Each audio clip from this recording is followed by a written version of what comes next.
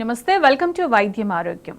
Metabolic syndrome అంటే ఏంటి, లక్షణాలు ఎలా ఉంటాయి, మెటబాలిక్ సిండ్రోమ్ ఎవరిలో ఎక్కువగా కనిపిస్తుంది, మెటబాలిక్ సిండ్రోమ్ వల్ల వచ్చే రిస్క్ ఫ్యాక్టర్స్ ఏంటి, మెటబాలిక్ సిండ్రోమ్కి ఎలాంటి లేటెస్ట్ ట్రీట్మెంట్ అందుబాటులో ఉంది. Renova hospitals Sanath Nagar consultant physician doctor స్పందన కనపర్తి మనతో ఉన్నారు. వారిని అడిగి పూర్తి సమాచారం తెలుసుకుందాం. నమస్కారం డాక్టర్ గారు. మెటబాలిక్ సిండ్రోమ్ గురించి మాట్లాడుకోబోతున్నాం. అసలు first of all metabolic syndrome అంటే ఏంటండి? ఈ మెటబాలిక్ సిండ్రోమ్ అంటే it is a group of risk factors అండి. ఈ రిస్క్ ఫ్యాక్టర్స్ ఉండడం వల్ల ఏంటంటే పేషెంట్స్లో గుండె జబ్బులు రావడము, షుగర్ రావడము, పక్షవాతం లాంటివి వచ్చే రిస్క్ ఫ్యాక్టర్స్ ఉంటాయి. సో ఈ రిస్క్ ఫ్యాక్టర్స్ ఏంటి అంటే వాళ్ళలో నార్మల్గా 5 క్రైటీరియా తీసుకుంటామండి. మెయిన్గా 5 క్రైటీరియాలో మొదటిది ఏంటంటే వీళ్ళకి సెంట్రల్ ఒబేసిటీ అంటారు. అంటే పొట్ట చుట్టూ ఫ్యాట్ అనేది డిపాజిట్ అవుతుంది. దీనివల్ల వాళ్ళకి వెయిస్ట్ సర్కంఫరెన్స్ చుట్టుకొలత అనేది పెరుగుతుంది. సో నార్మల్గా ఏంటంటే ఫీమేల్స్లో అయితే 88 సెంటీమీటర్స్ అంటే 35 ఇంచెస్ కంటే ఎక్కువ ఉంటే, మేల్స్లో మగవారిలో అయితే 40 ఇంచెస్ కంటే ఎక్కువ ఉంటే దాన్ని ఇంక్రీజ్డ్ వెయిట్ సర్కంఫరెన్స్గా కన్సిడర్ చేయొచ్చు. అండ్ సెకండ్ రిస్క్ ఫ్యాక్టర్ ఏంటంటే వీళ్ళకి ఇన్సులిన్ రెసిస్టెన్స్ ఉంటుంది. అంటే ఫాస్టింగ్ బ్లడ్ షుగర్, తినకముందు బ్లడ్ షుగర్ లెవెల్స్ అనేవి 100 కంటే ఎక్కువ ఉంటాయి. ప్లస్ వీళ్ళలో కొలెస్ట్రాల్ లెవెల్స్ అనేవి కూడా డిస్టర్బెన్స్ వస్తుంది. సో HDL కొలెస్ట్రాల్ అంటాం, అంటే గుడ్ కొలెస్ట్రాల్, ఇది కూడా వీళ్ళలో తక్కువ ఉంటుంది అనమాట. మగవాళ్ళలో అయితే less than 40 ఉంటుంది, ఆడవాళ్ళు అయితే less than 50 ఉంటుంది. అండ్ ట్రైగ్లిజరైడ్స్ అంటారు, ఇది బ్యాడ్ కొలెస్ట్రాల్లో ఒక టైప్ అనమాట. ఇది కూడా more than 150 ఉంటుంది. అండ్ వీళ్ళకి బీపీ అనేది కూడా ఎక్కువ ఉండొచ్చు. సో more than 130/85 ఉంటే హై బీపీ, ఈ లెవెల్స్ ఉన్న వాళ్ళు ఇది ఒక రిస్క్ ఫ్యాక్టర్ అనమాట. సో ఈ 5లో కనీసం 3 ఉంటే దాన్ని మెటబాలిక్ సిండ్రోమ్ లాగా కన్సిడర్ చేయొచ్చు.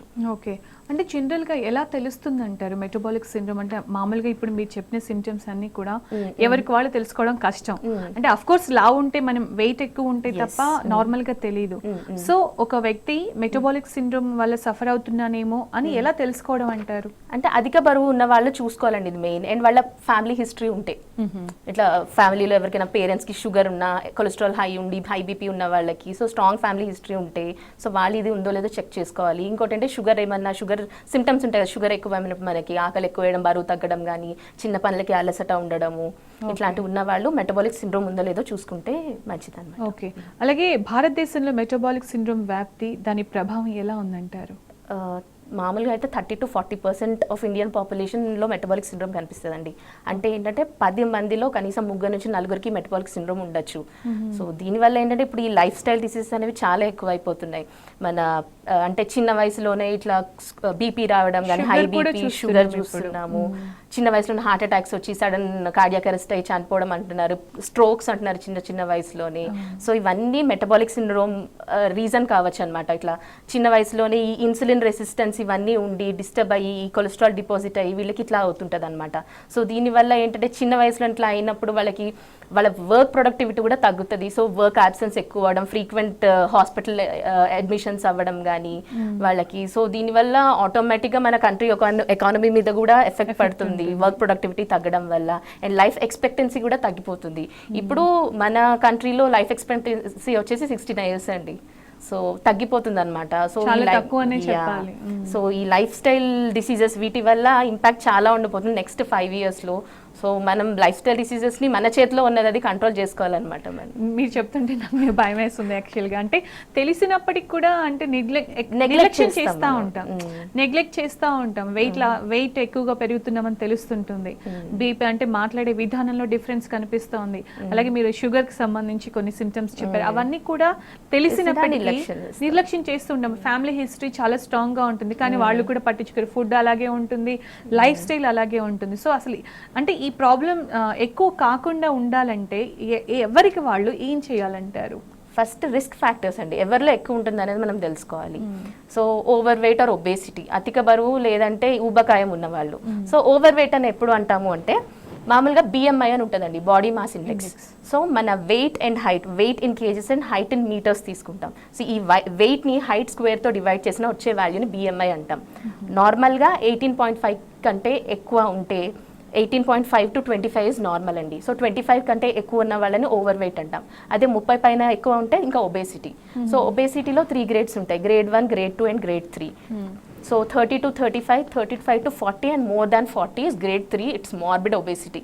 సో చాలా రిస్క్ ఎక్కువ వీళ్ళకి సడన్ కార్డియాక్ డెత్స్ అవ్వడం కానీ ఇవన్నీ. సో ఇదొకటి. అండ్ మన ఇండియన్ ఫినోటైప్ ఎట్లా అంటే వీళ్ళకి యాజ్ సచ్ వాళ్ళు మన జీన్సే ఎట్లా అంటే పొట్ట చుట్టూ సెంట్రల్ ఒబేసిటీ అనేది చాలా ఎక్కువ ఉంటుంది మన ఫీమేల్స్ లో చాలా ఎక్కువ ఉంటుంది. So being Indian is one of the risk factors for metabolic syndrome అనమాట. కొందరికి ఏంటంటే మన ఇండియన్ పాపులేషన్ లోనే బరువు నార్మల్ ఉండి కూడా మెటబాలిక్ సిండ్రోమ్ ఉండొచ్చు. సో ఓవర్ వెయిట్ ఒక రిస్క్ ఫ్యాక్టర్. ఇంకోటి ఏజ్ పెరిగే కొద్దీ మెటబాలిక్ సిండ్రోమ్ వచ్చే రిస్క్ అనేది ఎక్కువ ఉంటుంది. 60 years పైన పడిన వాళ్ళకైతే ఇంకా ఎక్కువ ఉంటుంది మెటబాలిక్ సిండ్రోమ్ డిటెక్ట్ అయ్యేది. అండ్ ఇంకోటి స్ట్రాంగ్ ఫ్యామిలీ హిస్టరీ, ఇందాక నేను ముందే చెప్పాను. సో పేరెంట్స్ లో ఇట్లా హార్ట్ అటాక్స్ వచ్చిన వాళ్ళు, లేదంటే ఈ షుగర్ ఉన్న, బీపీ ఉన్న, కొలెస్ట్రాల్ ఎక్కువ ఉన్న మనకి ఆ రిస్క్ ఫ్యాక్టర్ ఉండొచ్చు. సో మనం అది స్క్రీన్ చేసుకోవాల్సి ఉంటుంది మెటబాలిక్ సిండ్రోమ్ ఉందా లేదా అనేది. ఇంకోటి సెడెంటరీ లైఫ్ స్టైల్.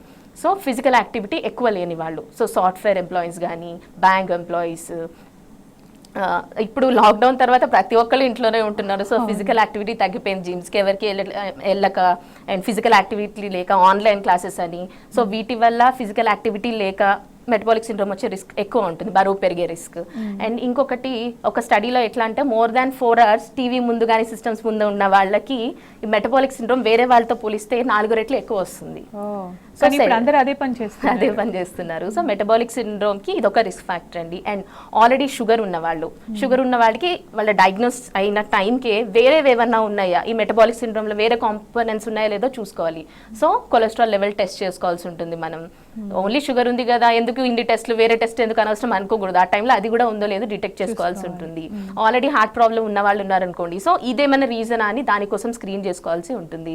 అండ్ మన హ్యాబిట్స్, సో స్మోకింగ్, ఆల్కహాల్ ఇవన్నీ కూడా కారణం కావచ్చు. అండ్ ప్రాపర్ డైట్ మెయింటైన్ చేయని వాళ్ళు, సో ఇవన్నీ రిస్క్ ఫ్యాక్టర్స్ అనమాట. సో ఇవన్నీ చూసుకొని ఇట్లాంటి ఉన్న వాళ్ళు మెటబాలిక్ సిండ్రోమ్ ఉందో లేదో స్క్రీన్ చేసుకోవాలి. సో మెయిన్ మన సెడెంటరీ లైఫ్ స్టైల్ ఉన్న వాళ్ళు అయితే కంపల్సరీ స్క్రీన్ చేసుకోవాలి, బరువు ఎక్కువ ఉన్న వాళ్ళు. మీరు చెప్పిన సిమ్టమ్స్ అన్ని కూడా ఎవ్రీడే అందరిలో ఆల్మోస్ట్ కనిపిస్తూ ఉంటాయి. అంటే ఇప్పుడు ప్రెసెంట్ ఈ కరోనాలో అసలు ఎవరు కదలట్లేదు, ఫిజికల్ యాక్టివిటీస్ అన్ని తక్కువైపోయాయి యాక్చువల్గా. అంటే ఇంకోటి మీరు షుగర్ బ్యాక్గ్రౌండ్ కానీ అంటే దీర్ఘకాలిక వ్యాధులు ఏవైతే ఉన్నాయో వాళ్ళు ఖచ్చితంగా ఒకసారి టెస్ట్ చేయించుకుంటే మంచిదంటారా? అందరికంటే కూడా వాళ్ళు అంటే ఎంత కాషియస్గా ఉంటే మంచిదంటారు? అదే చెప్పా కదండి, నార్మల్ గా లేని వాళ్ళకంటే ఇట్లా ఉన్న వాళ్ళ టెస్ట్ అనేది కంపల్సరీ ఎక్కువ మామూలుగా చేసుకో. అదే మీరు ఇప్పుడు చెప్తున్నారు కానీ నార్మల్ గా ఏది లేకుండా అయితే ఎవరు వెళ్ళరు. అంటే అఫ్ కోర్స్ లావ్ ఉన్నా కూడా కొంచెం లావే కదా అనుకుంటాం, కొంచెం తల తిరుగునా ఏం కాదులే ఏదైనా టాబ్లెట్ వేసుకుందాం అనుకుంటాం. అలా వదిలేయడం మంచిదంటారా? లేదండి, అదే చెప్తున్నా కదా, ఇట్లా షుగర్ ఉన్న వాళ్ళు కానీ యూజువల్గా type 2 డయాబెటీస్ కామన్ అనమాట ఈ మెటబాలిక్ సిండ్రోమ్స్లో. అండ్ type 2 డయాబెటీస్ ఎట్లా అంటే వాళ్ళు డిటెక్ట్ అయ్యే టైంకే వాళ్ళకి సైలెంట్ డయాబెటీస్ నడుస్తూ ఉంటుంది. ప్రీ డయాబెటిక్ స్టేజ్లోంచి వెళ్తారు డయాబెటిక్ స్టేజ్కి. ఈ ప్రీ డయాబెటిక్ స్టేజ్లోనే వాళ్ళకి వేరే కాంప్లికేషన్స్ అంటే ఏంటంటే ఈ హై షుగర్, ఇన్సులిన్ రెసిస్టెన్స్ వల్ల వీళ్ళకి షుగర్స్ అనేవి చాలా ఎక్కువ ఉంటాయి. సో ఈ హై షుగర్స్ వల్ల ఏంటంటే వాళ్ళకి ప్రతి ఆర్గన్లో చేంజెస్ అనేవి స్టార్ట్ అవుతాయి, రక్తనాళాల్లో, సో కిడ్నీ ఎఫెక్ట్ అవడం అవన్నీ. సో మనం type 2 డయాబెటీస్ డిటెక్షన్ టైంకే మనకి వీళ్ళకి ఈ కాంప్లికేషన్స్ అన్నీ ఉంటాయి అనమాట. సో స్ట్రాంగ్ ఫ్యామిలీ హిస్టరీ ఉన్నా, లేదంటే type 2 డయాబెటీస్ డిటెక్ట్ అయ్యే టైంకే మనకి ఇట్లాంటి కాంప్లికేషన్స్ ఉన్నాయో లేదో అనేది స్క్రీన్ చేసుకోవాలి. సో కిడ్నీ ఎట్లా ఫంక్షనింగ్ ఉంది, హార్ట్ ఫంక్షనింగ్ ఎట్లా ఉంది, ఇవన్నీ చూసుకోవాలి. అప్పుడు నార్మల్ ఉన్నాయంటే అట్లీస్ట్ సంవత్సరానికి ఒకసారైనా స్క్రీన్ చేసుకుంటూ ఉండాలి. ఓకే, జనరల్గా మెటబాలిక్ సిండ్రోమ్ ఉందా లేదా తెలుసుకోవడం కోసం ఎలాంటి టెస్ట్ చేయించుకోవాలంటారు? ఇదేనండి, ఫస్ట్ కొలెస్ట్రాల్ లెవెల్స్ ఎట్లా ఉన్నాయి అనేది చూడాలి. సో ఈ మెటబాలిక్ టెస్ట్లను చేయించుకోవడం వల్ల ఇంతకు ముందు మీరు చెప్పిన తెలుస్తుందంటారా? కొలెస్ట్రాల్ ఒకటి, కొలెస్ట్రాల్ లెవెల్స్ ఒకటి స్కానింగ్ చేయాల్సి ఉంటుందండి. స్కానింగ్ ఎందుకు అంటే ఈ హై లెవెల్స్ వల్ల ఒక్కొక్కసారి లివర్లో ఫ్యాట్ డిపాజిట్ అవుతుంది వీళ్ళకి, అదొకటి. అండ్ PCOS లాంటి ప్రాబ్లమ్స్ వస్తాయి. సో ఓవరీస్ ఇట్లా ఉన్నాయి అంటే ఇర్రెగ్యులర్ పీరియడ్స్ అట్లా ఉన్న వాళ్ళకి, సో అది ఉందో లేదో చూసుకోవాలి. And ECG monitoring, heart attacks లాంటివి వచ్చే ఛాన్స్ ఉంటుంది కాబట్టి ECG కానీ హార్ట్ ఫంక్షనింగ్ ఎట్లా ఉందనేది చూసుకోవాల్సి ఉంటుంది. అండ్ కొలెస్ట్రాల్ లెవెల్స్ కోసం లిపిడ్ ప్రొఫైల్ అనే టెస్ట్ ఉంటుంది, అది చేసుకోవాలి. షుగర్ లెవెల్స్కి ఏంటంటే తినకముందు తిన్న తర్వాత ఫాస్టింగ్ అండ్ పోస్ట్ లంచ్ చేస్తాం. దాంతోపాటు HbA1c అని ఉంటుంది, 3 months షుగర్ యావరేజ్ ఎట్లా ఉంది అనేది, సో అది కూడా చూసుకోవచ్చు. అండ్ వీటి వల్ల ఏంటంటే మెటబాలిక్ సిండ్రోమ్లో యూరిక్ యాసిడ్ లెవెల్స్ కూడా ఎక్కువ అయ్యే ఛాన్స్ ఉంటుంది.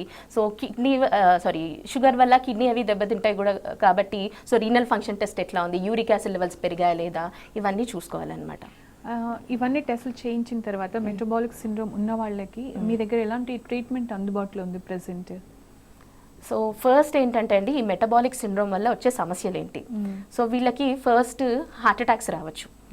హార్ట్ అటాకే కాకుండా వీళ్ళకి ఈ అంటే ఫస్ట్ హార్ట్ అనేది ఫంక్షనింగ్ కూడా వీక్ కావచ్చు, హార్ట్ ఫెయిల్యూర్ అంటారు. సో ఈ హై షుగర్ లెవెల్స్ వల్ల రక్తనాళంలో మార్పులు రావడము, హై బ్లడ్ ప్రెషర్ వల్ల ఒత్తిడి పెరిగి అండ్ హై కొలెస్ట్రాల్ లెవెల్స్ వల్ల అవి వెళ్ళి రక్తనాళంలో డిపాజిట్ అయ్యి దెబ్బతింటాయి. సో వీటి వల్ల వీళ్ళకి హార్ట్ అటాక్స్ వస్తాయి, బ్లడ్ క్లాట్ అవ్వడం వల్ల రక్తనాళంలో. అదే కాకుండా వీళ్ళకి heart functioning, heart muscle functioning కూడా తగ్గుతుంది. సో వీళ్ళకి హార్ట్ వర్క్ చేయదు. సో హార్ట్ ఫెయిల్యూర్లోకి వెళ్ళిపోతుంది. హార్ట్ ఫంక్షనింగ్ వీక్ ఉన్నప్పుడు ఏమవుతుందంటే బ్యాక్ ప్రెషర్ వల్ల ఊపిరితిత్తులో నీరు చేరడము అండ్ కాళ్ళకి వాపులు రావడము ఇవన్నీ అవుతాయి అన్నమాట. సో ఊపిరితిత్తులో నీరు చేరడం వల్ల ఏంటంటే వీళ్ళకి ఆయాసం అనేది ఉంటుంది. కొందరికి ఏంటంటే ఫ్లాష్ పల్మనరీ ఎడిమా అంటాం, అంటే సడన్ గా బీపీ ఫ్లక్చుయేషన్ వల్ల ఆల్రెడీ వీక్ ఉన్న హార్ట్ మీద ఎఫెక్ట్ పడి సడన్ గా ఊపిరితిత్తులో నీరు చేరడము, ఆయాసం ఎక్కువై సడన్ హాస్పిటల్ అడ్మిషన్స్ కానీ అండ్ డెత్ కూడా అయ్యే రిస్క్ ఉంటుంది వీళ్ళలో. సో ఇదొకటి. అండ్ ఇంకా దీంతోనే పాటు పక్షవాతం, స్ట్రోక్ రావచ్చు ఈ బ్లడ్ వెసల్స్ లో క్లాట్స్ అవ్వడం వల్ల. నెక్స్ట్ పెరిఫరల్ వాస్కులర్ డిసీజ్ అంటారు, అంటే మన కాళ్ళకి చేతులకి అంటే పెరిఫరల్ గా ఉండే బ్లడ్ వెసల్స్ లో మార్పులు రావడం వల్ల కూడా వీటికి బ్లడ్ సప్లై తగ్గడం, అల్సర్స్ రావడము, గ్యాంగ్రీన్స్ అంటారు, అట్లా అయ్యే రిస్క్ ఉంటుంది. సో సెకండ్ వచ్చేసి టైప్ 2 డయాబెటీస్, మీకు ఆల్రెడీ ఇందాకే చెప్పాను. సో ఇన్సులిన్ రెసిస్టెన్స్ వల్ల వీళ్ళకి షుగర్ వస్తుంది. షుగర్ వచ్చిందంటే తెలిసిందే కదండి, ఒకసారి అది ఎఫెక్ట్ అయిందంటే అన్ని ఆర్గన్స్ ఎఫెక్ట్ అవ్వచ్చు. అండ్ థర్డ్ ప్రాబ్లం వచ్చేసి మనం కామన్గా వినేది పీసీఓఎస్. సో పీసీఓఎస్ వల్ల పీరియడ్స్ ఇర్రెగ్యులర్ రావడము, ఫర్టిలిటీ ఇష్యూస్ వస్తాయి, హెయిర్ ఫాల్, యాక్ని ఇవన్నీ ఉంటాయి. సో ఇదే కాకుండా ఇంకా ఏం ప్రాబ్లమ్స్ రావచ్చు అంటే non alcoholic fatty liver disease అని ఉంటుందండి. అంటే వీళ్ళకి ఏంటంటే ఫ్యాట్లో లివర్లో ఫ్యాట్ డిపాజిట్ అవుతుంది. నార్మల్గా అది ఆల్కహాలిక్స్లో కనిపిస్తుంది. సో తాగుడు అలవాటు లేని వాళ్ళకు కూడా మనం స్కాన్స్లో నార్మల్గా చేపిస్తే గ్రేడ్ 1 ఫ్యాటీ లివర్ అని అట్లా వస్తుంటుంది. సో ఈ తాగుడు అలవాటు లేని వాళ్ళు కూడా గ్రేడ్ 1 ఫ్యాటీ లివర్ చేంజెస్ ఉన్నాయంటే మెటబాలిక్ సిండ్రోమ్ ఉందో లేదో అనేది చూసుకోవాల్సి ఉంటుంది. ఓవర్ వెయిట్ ఉండి ఫ్యాటీ లివర్ ఉంది అల్ట్రాసౌండ్లో అంటే ఉందా అనేది చూసుకోవాల్సి ఉంటుంది అనమాట. సో ఈ non alcoholic fatty liver disease వల్ల ప్రాబ్లం ఏంటంటే యూజువల్లీ అది లివర్ ఎఫెక్ట్ అవ్వడం వల్ల చాలా తక్కువ మంది సిరోసిస్లోకి ప్రోగ్రెస్ అవ్వచ్చు. సిరోసిస్ అంటే లివర్ కంప్లీట్గా ఫెయిల్ అయిపోతుంది అండ్ వీళ్ళకి క్యాన్సర్ వచ్చే రిస్క్ కూడా ఉంటుంది అనమాట. So non alcoholic fatty liver disease. ఇంకోటి అబ్స్ట్రక్టివ్ స్లీప్ ఏమైనా, ఇది చాలా వింటున్నామండి. అధిక బరువు వల్ల ఏంటంటే వీళ్ళకి నైట్ స్నోర్ చేయడం, గురక పెట్టడం, వీళ్ళకి ఏంటంటే ఎయిర్వే అనేది చాలా చిన్నగా గాలి వెళ్ళే ద్వారం నిద్రలో ఏంటంటే నార్మల్గానే ఈ మజిల్ టోన్ అనేది చాలా తక్కువ ఉంటుంది. సో క్లోజ్ అయిపోయే రిస్క్ అనేది ఎక్కువ ఉంటుంది. సో అధిక బరువు ఉన్న వాళ్ళకి ఏంటంటే సడన్గా మన గాలి వెళ్ళే ద్వారం అనేది క్లోజ్ అయిపోయి ఊపిరి ఆగిపోయినట్టు అవ్వడము, చోకింగ్ లా గ్యాస్పింగ్ లాగా నిద్రలోంచి మెలకు రావడము ఇట్లా ఉంటుంది. సో వీళ్ళకి ఏంటంటే ఎయిర్ ఎంట్రీ అనేది సరిగ్గా ఉండదు, ఆక్సిజన్ ఎంట్రీ కానీ కార్బన్ డైఆక్సైడ్ చెడుగాలి అనేది బయటకి రాకపోవడము. సో వీళ్ళకి CO2 అనేది రీటైన్ అవుతుంది. అండ్ ఇంకోటి ఏంటంటే ఊపిరితిత్తుల్లో ఒత్తిడి పెరిగి పల్మనరీ ఆర్టరీ హైపర్ టెన్షన్ అంటారు. సో అది కూడా ప్రాబ్లం కావచ్చు. ఊపిరితిత్తుల్లో ఒత్తిడి పెరగడం వల్ల హార్ట్ ఫెయిల్ అయ్యే రిస్క్ కూడా ఉంటుంది అనమాట వీళ్ళలో. సో వీళ్ళకి ఏంటంటే చెడుగాలి అనేది లోపల ఉండిపోవడం వల్ల early morning headaches, work effect, ఫ్రెష్గా అనిపించదు, తలనొప్పి రావడము, మూడ్ డిస్టర్బెన్సెస్ ఇవన్నీ ఉంటాయి. సో దీంతో పాటు నేను చెప్పాను యూరిక్ యాసిడ్ లెవెల్స్ అవన్నీ పెరిగే రిస్క్ ఉంటుంది. డాక్టర్ గారు, ఇంతకుముందు మీరు మెటబాలిక్ సిండ్రోమ్ అంటే ఎవరెవరిలో ఎక్కువ కనిపిస్తుంది అన్నప్పుడు 60 years తర్వాత వాళ్ళకి ఎక్కువగా ఉండే ఛాన్సెస్ ఉంది అని చెప్పేసి అన్నారు. స్పెషల్లీ 60 years తర్వాత వీళ్ళు ఎలాంటి అంటే లైఫ్ స్టైల్ చేంజెస్ ఎలా చేసుకుంటే మంచిది అంటారు?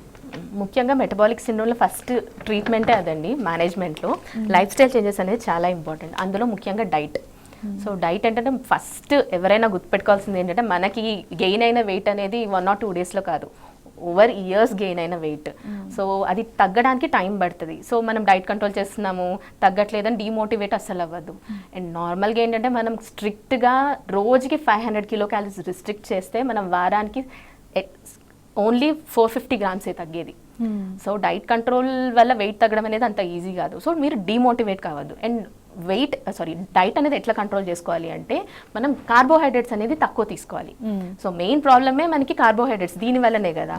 సో మనం ఫైన్ ప్రొడక్ట్స్ అనేది తక్కువ తీసుకోవాలి, రీఫైన్ ప్రొడక్ట్స్, ఐ మీన్ మైదా కానీ ఫైన్ రైస్ ఇట్లాంటివన్నీ తక్కువ తీసుకోవాలి. హోల్ గ్రెయిన్స్ అనేవి ఎక్కువ తీసుకోవాలి. అండ్ ఫ్యాట్స్ అనేవి కూడా తక్కువ తీసుకోవాలి. మనం ప్రోటీన్, కాంప్లెక్స్ కార్బోహైడ్రేట్స్ అంటే అరగడానికి కష్టంగా ఉన్నవి, ఫైబర్ ఎక్కువ ఉన్నవి తీసుకుంటే గ్లూకోజ్ అబ్సార్ప్షన్ అనేది తక్కువ ఉంటుంది. సో షుగర్ లెవెల్స్ కూడా తక్కువగా పెరుగుతాయి మనకి బాడీలో. అండ్ ఇంకొకటి ఫ్యాట్స్ అనేది కూడా తక్కువ తీసుకోవాలి. సో ఫ్యాట్ అంటే మామూలుగా ఆయిల్స్ అయితే అండి అన్సాచురేటెడ్ ఫ్యాటీ యాసిడ్స్ అనేది ఎక్కువ ఉన్న ఆయిల్స్ అనేవి తీసుకోవాలి. నార్మల్గా ఈ ఆలివ్ ఆయిల్ కానీ, కెనోలా ఆయిల్ అని, ఇది రైస్ బ్రౌన్ ఆయిల్ అని, సన్ఫ్లవర్ ఆయిల్, ఇవన్నీ కొంచెం ఇట్లా అన్సాచురేటెడ్ ఫ్యాటీ యాసిడ్స్ అనేవి ఎక్కువ ఉంటాయి. సో ఇట్లాంటివి తీసుకోవాలి. అండ్ యానిమల్ ఫ్యాట్స్లో ఇదే నాన్ వెజ్లో అంటారా, మనం ఎగ్, ఫిష్ అండ్ చికెన్ వరకు తీసుకోవచ్చు. రెడ్ మీట్, మటన్ లాంటివి అవాయిడ్ చేయాలి.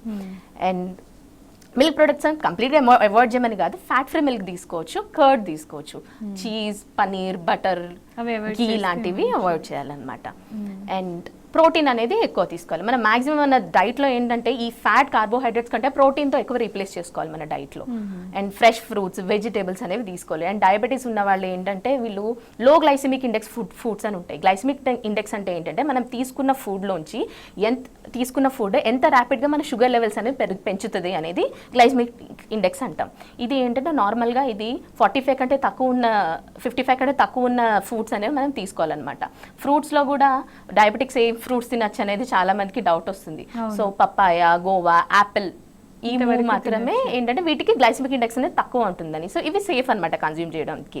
సో ఎప్పుడైనా తీసుకోవడానికి ప్రాబ్లం ఉండదు ఇట్లాంటివి. అండ్ ఇంకొకటి ఏంటంటే హై బీపీ కూడా ఒకటి మెటబాలిక్ సిండ్రోమ్లో ప్రాబ్లం కాబట్టి ఉప్పు అనేది చాలా తక్కువ తీసుకోవాలి. మాక్సిమం అవాయిడ్ చేయడానికే చూడాలి. పికిల్స్ కానీ ప్రిజర్వ్డ్ ఫుడ్స్ వీటిలో కూడా సాల్ట్స్ అనేది చాలా ఎక్కువ ఉంటుంది. చట్నీస్, సో బ్రెడ్ కానీ ప్రిజర్వేటివ్స్ అన్ని కలిపి ఉంటాయి, అందులో సాల్ట్స్ కూడా చాలా ఎక్కువ ఉంటాయి. సో అవన్నీ అవాయిడ్ చేయాలన్నమాట. అండ్ సాల్ట్ అనేది చాలా తక్కువ తీసుకోవాల్సి ఉంటుంది. ఇది డైట్ అండి. డైట్ తర్వాత ఇప్పుడు ఫిజికల్ యాక్టివిటీ ఎట్లా అంటే కంపల్సరీ అట్లీస్ట్ ప్రతి ఒక్కళ్ళు రోజుకి 45 to 60 minutes వాకింగ్ కానీ ఏదో ఒకటి ఫిజికల్ యాక్టివిటీ ఉండాలి. మామూలుగా డైలీ చేసే ఇంట్లో పనులన్నీ ఫిజికల్ యాక్టివిటీ లాగా కన్సిడర్ చేయలేము మనం. ఆ ఫిజికల్ యాక్టివిటీ అనేది కంటిన్యూస్గా ఉండాలి. అండ్ ఫర్ 45 to 60 minutes ఇట్లా కనీసం వారంలో 5 days చేయాలన్నమాట. అండ్ ఇది నార్మల్ వాళ్ళకి. అదే ఒబేస్ ఉన్న వాళ్ళకి ఇది ఒక్కటే సరిపోదు. వీళ్ళు ఏంటంటే కార్డియో ఎక్సర్సైజెస్ అనేవి కూడా ఉంటాయి. అంటే ఈ రన్నింగ్ కానీ, ట్రెడ్మిల్, ఎలిప్టికల్ క్రాస్ ట్రైనర్ మీద కానీ, బైక్, సైక్లింగ్ ఇట్లాంటివి అనమాట. ఇవి ఏంటంటే వెయిట్ రిడక్షన్తో పాటు రెస్టింగ్ హార్ట్ రేట్ని కూడా తగ్గిస్తాయి ఇవి. సో అట్లా కూడా మంచిది. కాకపోతే ఇవన్నీ స్టార్ట్ చేసే ముందు మనం ఫిజికలీ ఫిట్టా కాదా, మన హార్ట్ ఇంత స్ట్రెయిన్ తట్టుకుంటుందా లేదా అనేది చూసుకోవాలి. సో కంపల్సరీ మనం ఎంత ఫిట్ ఉన్నాం, మన హార్ట్ స్టేటస్ ఎట్లా ఉంది అనేది ఇట్లాంటి హెవీ ఎక్సర్సైజ్ స్టార్ట్ చేసేటప్పుడు కంపల్సరీ చూసుకోవాల్సి ఉంటుంది. ఎప్పుడు ఎట్లా లైక్ సిస్టమ్స్ ముందు కంటిన్యూస్గా కాకుండా కొంచెం అటు ఇటు వాక్ చేయడం కానీ అట్లాంటివన్నీ చేయాలన్నమాట. కంపల్సరీ మనం ఓన్లీ డైట్ కంట్రోల్ అనేది సరిపోదండి. డైట్ కంట్రోల్ వల్ల మాక్సిమం 1 year వరకే బెనిఫిట్స్ కనిపిస్తాయి. ఆ 1 year తర్వాత మీరు ఎంత డైట్ కంట్రోల్ చేసినా మనకి పెద్ద ఇంప్రూవ్మెంట్ ఉండదు, చేంజ్ అనేది కనిపించదు. So compulsory diet with exercise అనేది చాలా ఇంపార్టెంట్ అనమాట వెయిట్ రిడక్షన్కి. అండ్ ఇదే కాకుండా ఇంకోటి మన పాత అలవాట్లు ఏమైనా ఉంటాయి లైక్ ఆల్కహాల్ కానీ స్మోకింగ్ అనేవి కంపల్సరీ మానేసేయాలి. ఆల్రెడీ అలవాట్లు. అండ్ ఇంకొకటి స్లీప్ని చాలా మంది నెగ్లెక్ట్ చేస్తారు. సో స్లీప్ అనేది కూడా చాలా ఇంపార్టెంట్ అండి. ఎందుకంటే ప్రాపర్ అంటే కంపల్సరీ 8 hours పడుకోవాలి ఎవరైనా. అట్లీస్ట్ 8 hours అనేది ఉండాలన్నమాట. ఏదో 2ంటికి పడుకొని 10 o'clock లేసి 8 hours అంటే అట్లా కాదు. అది కూడా ప్రాపర్ టైమింగ్స్ అనేది మెయింటైన్ చేయాలన్నమాట. Good quality of sleep is important. ఎందుకంటే స్లీప్ సరిగ్గా లేకపోయినా మన బాడీలో హార్మోన్స్ ఉంటాయి. సీరం కార్టిసాల్ అని, గ్రెలిన్ అని, లెప్టిన్ అని ఇవన్నీ డిస్టర్బ్ అయ్యి వీటి వల్ల కూడా వెయిట్ గెయిన్ అనేది అవుతుంది అనమాట. So 10 morning night 9 to early morning 6 అనేవి ఐడియల్ టైమింగ్స్ పడుకోవడానికి. వీటి వల్ల కూడా హార్మోనల్ డిస్టర్బెన్స్ అనేది ఉండదన్నమాట. సో ఇవ్వండి diet, exercise and behavioural changes అది చేయాలన్నమాట. అంటే ఇవి అందరికీ అంటే పెద్దవాళ్ళకే కాకుండా ప్రతి ఒక్కరికి ఇప్పుడు మీరు చెప్పిన డైట్ కావచ్చు, లైఫ్ స్టైల్ చేంజెస్ కావచ్చు అందరికీ వర్తిస్తుందంటారా? ఇప్పుడు కొంచెం చిన్నపిల్లల్లో కూడా చూస్తూ ఉంటాం. అంటే ఏజ్తో సంబంధం లేకుండా ఈ షుగర్ కానీ, బీపీ కానీ చాలా ప్రాబ్లమ్స్ ఫేస్ చేస్తున్నారు. సో వాళ్ళ దగ్గర వాళ్ళకి ఎలాంటి ట్రీట్మెంట్ ఉంటుందంటారు? పెద్దవాళ్ళకి ఎలాంటి ట్రీట్మెంట్ ఉంటుంది, వీళ్ళకి ఎలాంటి ట్రీట్మెంట్ ఉంటుంది, చిన్నపిల్లలు ఎలాంటి చేంజెస్ చేయాలి? ఓకే, ఎవరిలో అయినా కూడా అండి ఫస్ట్ చిన్నపిల్లలు అయితే మెయిన్. వాళ్ళనే అదే టైంలో మనం పట్టుకుంటే ఇంకా వాళ్ళ ఫ్యూచర్లో మనం ఇవన్నీ రాకుండా చూసుకోవచ్చు. సో లైక్ ఫ్యామిలీస్ హిస్టరీ ఉన్న పిల్లలు చిన్నప్పటి నుంచి ఓవర్ వెయిట్ ఉన్న వాళ్ళకి వీళ్ళకి ఏంటంటే ఎప్పుడు కూర్చొని చదువు లాగకుండా స్పోర్ట్స్ కానీ ఇట్లాంటి ఫిజికల్ యాక్టివిటీలో ఎంగేజ్ చేయాలి. వాళ్ళని కంపల్సరీ ఎక్సర్సైజ్, ఫిజికలీ ఫిట్ ఉండాలి. వాళ్ళకి ముందే స్క్రీన్ చేసుకొని ఇట్లాంటివన్నీ లైక్ చూసుకొని అవి డిటెక్ట్ చేసుకొని ముందే డైట్ కంట్రోల్ అనేది పెట్టాలి. జంక్ ఫుడ్స్ అట్లాంటివన్నీ అవాయిడ్ చేయాలి. వాళ్ళకి ముందు నుంచే హెల్దీ డైట్ అనేది అలవాటు చేయాలన్నమాట. ఇప్పుడు ఎట్లా ఉన్నారంటే పిల్లలు తినరని చెప్పి వాళ్ళకి ఆల్టర్నేటివ్ ఫుడ్, టేస్టీ ఫుడ్స్ అని అట్లా వాళ్ళు ఏదో ఒకటి తినాలన్నట్టు ఏదో ఒకటి పెట్టేస్తున్నారు పేరెంట్స్. అట్లా కాకుండా వాళ్ళ డైట్ మీద చాలా మనం అది దృష్టి పెట్టాలన్నమాట, ఫోకస్ చేయాలన్నమాట. అండ్ ట్రీట్మెంట్ దగ్గరకు వచ్చేసి మెడికేషన్స్ ఏమున్నాయంటే సో ఫస్ట్ ఈ కాంపోనెంట్స్ అన్నిటిని ట్రీట్ చేసుకోవాలి మనం. So first hyper tension BP control చేయడానికి సాల్ట్ రిడక్షన్ ఒకటే సరిపోదు కొందరిలో. సో మనం ఏం చేయాలి, బీపీ టాబ్లెట్స్ ఉంటాయి, వాళ్ళ అవసరాన్ని బట్టి వాడుకోవాల్సి ఉంటుంది. యూజువలీ ఉన్న బీపీ టాబ్లెట్స్ అన్నింటిలో ఏసీ ఇన్హిబిటర్స్ అండ్ ఏఆర్బీస్ అని ఉంటాయండి. టెల్మిసార్టన్ అని, ఆల్మిసార్టన్ అని వాడుతుంటారు. చాలా మంది పేషెంట్స్కి ఐడియానే ఉంటుంది. అండ్ ఎన్లాప్రిల్ అని, రామిప్రిల్ అని ఇవి లైక్ ఫస్ట్ చాయిస్ అనమాట. ఇవి ఏంటంటే లాంగ్ టర్మ్ హార్ట్ మజిల్ మీద కూడా ప్రొటెక్టివ్ ఎఫెక్ట్ ఉంటుంది వాళ్ళకి. సో అవి ఫస్ట్ ప్రిఫరబుల్ డ్రగ్స్. మిగతా వాళ్ళకైనా వాళ్ళ కండిషన్ బట్టి ఇవి సేఫ్ ఉండకపోతే వేరే మెడికేషన్స్ అట్లా పెడుతుంటాం. సో అది బీపీ కంట్రోల్ గురించి. అండ్ షుగర్కి ఏంటంటే చాలా మెడికేషన్స్ ఉన్నాయి. వీటిలో కొన్ని వెయిట్ రిడక్షన్ కూడా హెల్ప్ చేస్తాయి along with control of sugar. So వీటిలో ఫస్ట్ నేను మెయిన్ చెప్పాలనుకునేది మెట్ఫార్మిన్. అది చాలా వండర్ డ్రగ్ అండ్ చాలా సేఫెస్ట్ డ్రగ్ అండి. అదేంటంటే షుగర్ని కంట్రోల్ చేయడం, ఇన్సులిన్ సెన్సిటివిటీని ఇంప్రూవ్ చేస్తుంది. ఇన్సులిన్ రెసిస్టెన్స్ కదా టైప్ 2 డయాబెటీస్లో ఉండేది. సో దాని సెన్సిటివిటీని ఇంప్రూవ్ చేస్తుంది అనమాట. అదే కాకుండా ఫర్టిలిటీని కూడా ఇంప్రూవ్ చేస్తుంది PCOSలో ఇచ్చినప్పుడు. వెయిట్ రిడక్షన్కి హెల్ప్ చేస్తుంది. ఇవే కాకుండా థయోజోలిడిన్ డయోన్స్ అని, సారోగ్లిటిజార్ అనే టాబ్లెట్ ఒకటి ఉంది, GLP ఎనలాగ్స్ అని, ఇవన్నీ కూడా డయాబెటీస్ కంట్రోల్ చేయడంతో పాటు వెయిట్ రిడక్షన్ కూడా హెల్ప్ చేస్తాయి ఈ టాబ్లెట్స్. అండ్ నెక్స్ట్ వచ్చేసి షుగర్ అయిపోయింది. Next cholesterol level. సో వీటికి తగ్గించే మెడిసిన్స్ ఉంటాయన్నమాట. ట్రైగ్లిజరైడ్స్ తగ్గించడానికి ఫిబ్రేట్స్ అని టాబ్లెట్స్ ఉంటాయండి. సో ఇవి వాడాలి. డైట్ కూడా కంట్రోల్ చేసుకోవాలి. దీంతో పాటు ఫ్రైడ్ ఫుడ్స్ అనేవి అవన్నీ అవాయిడ్ చేస్తానే ఇవి కూడా వాడాల్సి ఉంటుంది, జంక్ ఫుడ్ అవన్నీ. సో ఫిబ్రేట్స్కి కంట్రోల్ కానప్పుడు ఇంకా ఎక్స్ట్రా మెడిసిన్స్, స్టాటిన్స్ అనేవన్నీ. సో ఫస్ట్ లైన్ వచ్చేసి ఫిబ్రేట్స్ అనే టాబ్లెట్స్ ఉంటాయి, అవి వాడాల్సి ఉంటుంది. అండ్ HDL లెవెల్స్ పెంచడానికి కూడా, అంటే యూజువల్లీ ఈ ఫిబ్రేట్స్ వీటికి కొంచెం పెరుగుతాయండి, ఎఫెక్ట్ ఉంటుంది. అండ్ omega-3 ఫ్యాటీ యాసిడ్స్ అని, నియాసిన్ అని అట్లా టాబ్లెట్స్ ఉంటాయి అనమాట, అవి వాడుకోవచ్చు. And omega-3 fatty acid rich ఉన్న ఫుడ్స్, ఫిష్ కానీ ఇట్లాంటి వాటిలో ఎక్కువ ఉంటుంది కాబట్టి అవి కూడా తీసుకుంటే ఈ గుడ్ కొలెస్ట్రాల్ లెవెల్ అనేది పెరగడం అట్లా అవుతుంది. అండ్ నెక్స్ట్ వచ్చేసి ఒబేసిటీకి కూడా టాబ్లెట్స్ ఉన్నాయి. సో మేజర్ ప్రాబ్లమ్ ఒబేసిటీ అనేది. సో మిగతావన్నీ కొంచెం కంట్రోల్ చేసుకున్న దీన్ని అసలు తట్టుకోలేవు. సో ఫస్ట్ ఏంటంటే డైట్ అండ్ ఫిజికల్ ఎక్సర్సైజ్, ఇది మెయిన్ ఇంపార్టెంట్. దీనికి కూడా కంట్రోల్ కానీ వాళ్ళకి మెడిసిన్స్ ఉంటాయి. ఆర్లిస్టాట్ అనే టాబ్లెట్ ఉంటుంది. అది ఏంటంటే ప్యాంక్రియాటిక్ లైపేజ్ అనే ఎంజైమ్ని ఇన్హిబిట్ చేస్తే ఆపుతుంది అనమాట. సో ఈ లైపేజ్ ఎంజైమ్ ఏంటంటే మనం తీసుకున్న ఫుడ్లోని ఫ్యాట్ని డీజనరేట్ చేసి అబ్జార్బ్ చేసుకుంటుంది బాడీలోకి. ఆ ఎంజైమ్ మనం ఆపేస్తాం ఈ టాబ్లెట్ ఇవ్వడం వల్ల. సో దీనివల్ల ఏంటంటే కొలెస్ట్రాల్ లెవెల్స్ అనేవి కంట్రోల్లోకి రావచ్చు, ట్రైగ్లిసరైడ్స్ తగ్గడం అట్లా. బట్ దీనివల్ల ప్రాబ్లం ఏంటంటే మన ఫ్యాట్ అబ్జార్ప్షన్ తగ్గిస్తుంది కదా ఈ టాబ్లెట్.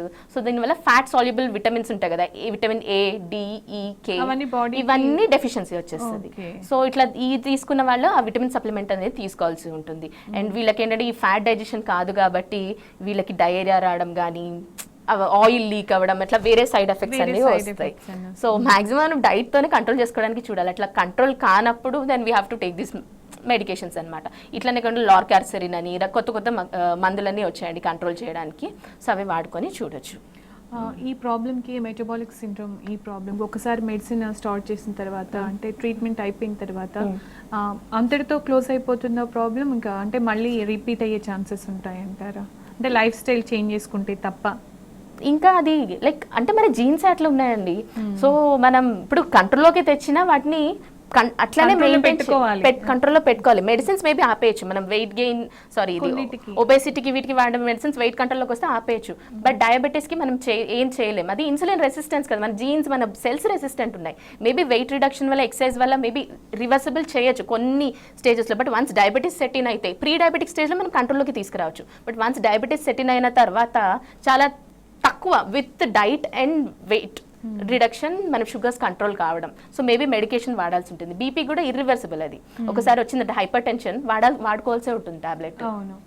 సో ముఖ్యంగా అంటే పెద్దవాళ్ళలో కాకుండా చిన్న పిల్లలు, పేరెంట్స్ అంటే కొంతమంది టూ మచ్ వెయిట్ ఉంటారు, ఆ పిల్లలకి వాళ్ళ పేరెంట్స్ ఎట్లాంటి జాగ్రత్త తీసుకోవాలి? ఫుడ్ విషయంలో మీరు ఇంతకుముందు చెప్పినట్టే కాకుండా ట్రీట్మెంట్ విషయంలో కిడ్స్కి ఎలా ఉంటుంది?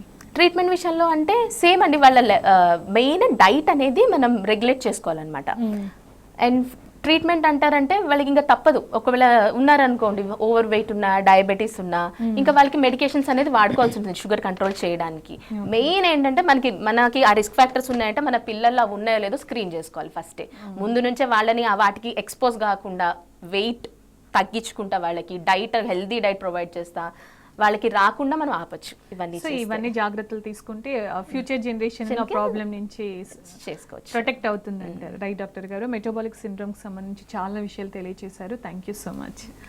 ఇది వాళ్ళ వైద్యం ఆరోగ్యం. Stay tuned to T news.